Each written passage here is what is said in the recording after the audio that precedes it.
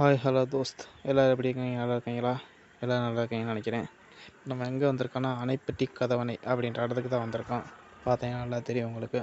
இதுதான் அந்த கதவணை, அணைப்பட்டி பக்கத்தில் இருக்குது. எங்கே இருக்குன்னா நம்ம நிலக்கோட்டைக்கு பக்கத்தில், அதாவது திண்டுக்கல் மாவட்டம் நிலக்கோட்டைக்கு பக்கத்தில் ஒரு 10 கிலோமீட்டர் அங்கேருந்து வந்தோம்னா நம்ம இந்த இடத்துக்கு வந்துடலாம்.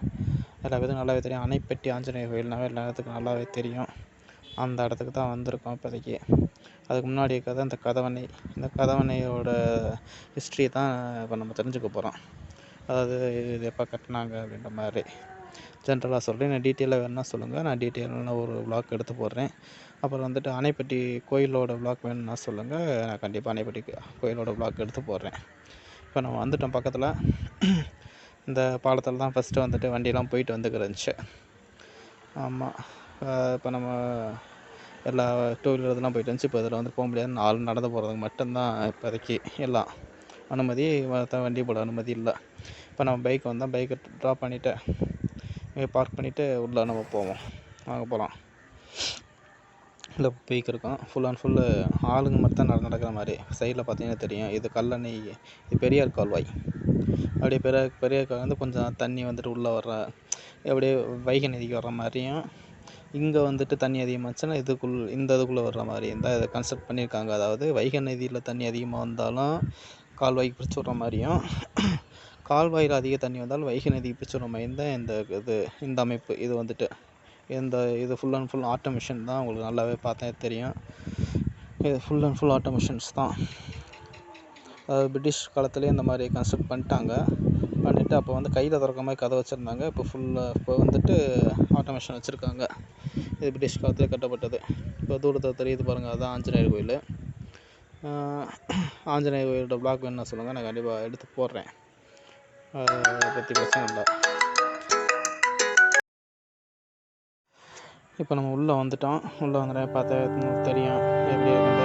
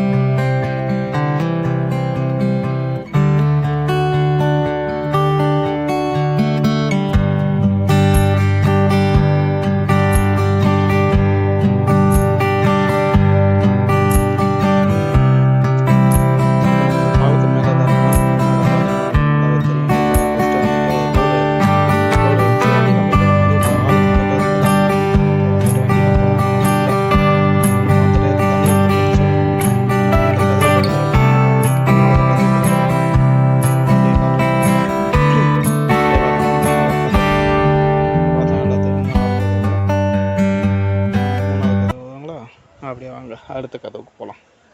அப்படியே அடுத்த கதவுக்கு போனால் நம்ம 4வது கதவுக்கு போவோம். இது மொத்தம் 10 கதவு இருக்குது. 10 கதவணை, பேரணை அப்படின்வாங்க. அணைப்பட்டி பேரணை கதவணை அப்படின்வாங்க. இப்போ 4வது கதவணை பார்த்தேன், உங்களுக்கு தெரியும் 4வது.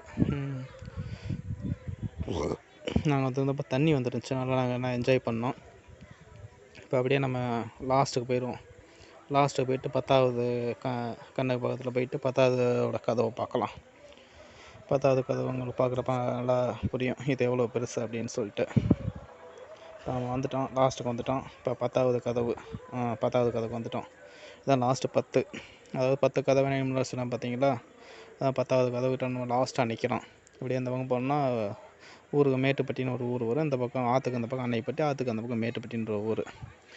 இந்த மேட்டுப்பட்டிக்கு அணைப்பட்டிலேருந்து வண்டி கிடையாது. இது மக்கள் இதில் சைக்கிள்லேயும் பைக்லேயும் போய்ட்டு வருவாங்க. இப்போ அந்த புது பாலம் கட்டின பின்னாடி தான் வந்துட்டு அந்த ஊருக்கு அணைப்பட்டிலேருந்து பஸ்ஸு போக்குவரத்துலாம் இருக்குது.